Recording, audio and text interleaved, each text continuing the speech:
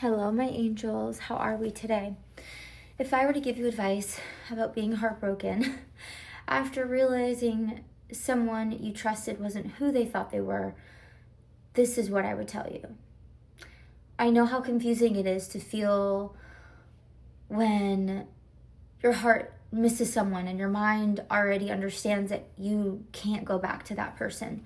I know how heavy it feels to know when the silence they left behind makes you question your worth and your judgment and even your ability to even trust again. And I know, babe, I know how lonely it feels to carry the truth that they weren't good for you. They never were, while still grieving the version of them that you believed in. But that's the most beautiful moment, that moment when you really start to return to yourself. Because sometimes the deepest heartbreak isn't the loss of the person, it's the loss of the future you imagined with them. And when someone is a master manipulator, the emptiness that you feel afterwards isn't weakness, okay? I want you to know that. It's your nervous system finally stepping out of survival mode, and let it do that. Okay?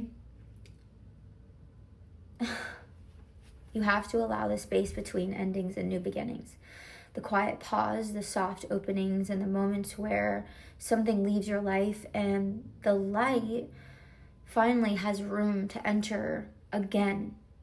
There's beauty in this kind of heartbreak because it clears the space for someone who does not confuse you, someone who does not make you question yourself, someone who feels peace, like peace instead of uncertainty, a lot of it. And the right person cannot arrive in your life while you're still holding on to someone who you had to shrink for, or someone who taught you how to shrink. Okay? And the fact that you're feeling this deeply right now means that your heart is still open enough to love again, and it's safe to love again. This is not something to hide from the world. This is something very sacred, and a lot of people go through this. I just want you to know that you are not closed off. You are not becoming more selective. There's a difference. Well, actually, you are becoming more selective. We're all becoming more selective.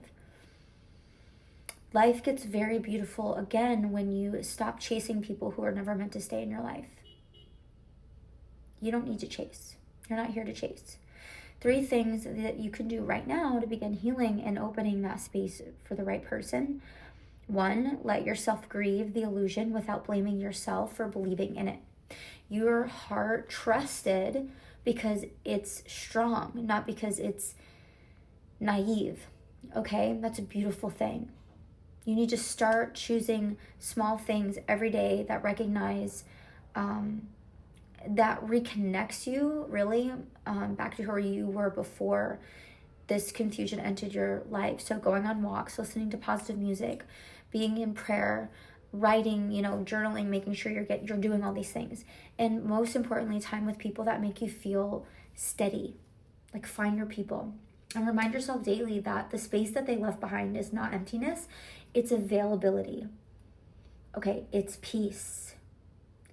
Availability for clarity, for peace, okay? Availability for the kind of love that does not require you to question yourself and everything else in your life, okay? I want you to leave a heart and like, subscribe. I love you, my angel. I hope you have the best day ever, and I will see you in the next video.